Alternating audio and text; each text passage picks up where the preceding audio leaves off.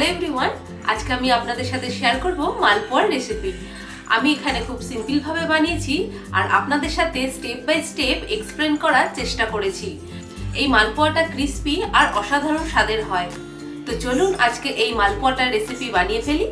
আর আমার যদি এই রেসিপিটা আপনাদের ভালো লাগে তাহলে লাইক করুন, শেয়ার করুন আর সাবস্ক্রাইব করুন। আর আমার নতুন ভিডিও নোটিফিকেশনের জন্য বেল আইকনটাকে প্রেস করুন। তো চলুন আজকের এই রেসিপিটা শুরু করি।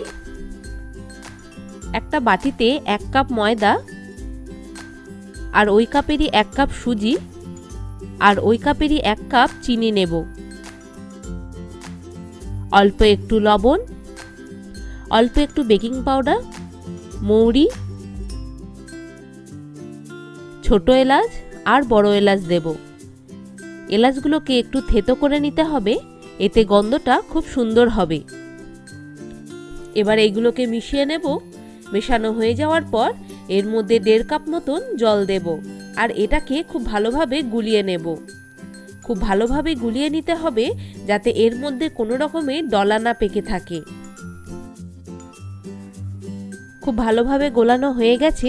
এবার এটাকে ঢেকে 15 মিনিট মতন রেখে দেব। 15 মিনিট পর সুজিটা ফুলে ঘন হয়ে গেছে। এবার এর মধ্যে 1/2 কাপ মতন দুধ দেব আর এটাকে আবারও গুলিয়ে নেব।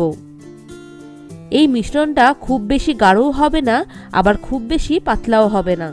এর মধ্যে যে দুধটা দিয়েছি এই দুধের জন্যই আপনি যখন মালপোয়াটা খাবেন তো আপনার মুখের মধ্যে মিশে যাবে।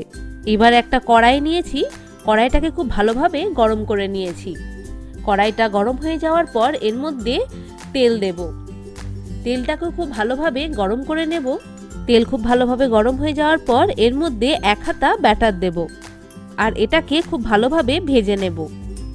আমি এখানে রিফাইন তেল নিয়েছি, আপনারা চাইলে ঘিতেও ভাজতে পারেন। একদিক ভাজা হয়ে গেছে, এটাকে উল্টে আরেকদিক ভেজে নেব। দুদিক খুব ভালোভাবেই ভাজা হয়ে গেছে। এবার এটাকে তুলে নেব। এখানে খুব বেশি তেল দিতে হবে না, এতটাই তেল দিতে হবে যেখানে 2 থেকে 3টে মালপোয়া ভাজা যায়।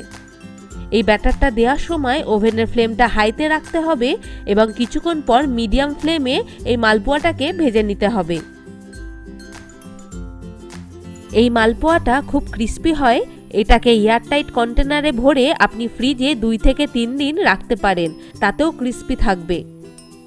আপনারা বাড়িতে এই রেসিপিটা অবশ্যই বানান আর আপনাদের এই মালপোয়া কেমন লাগলো আমাকে কমেন্ট করে অবশ্যই জানাবেন।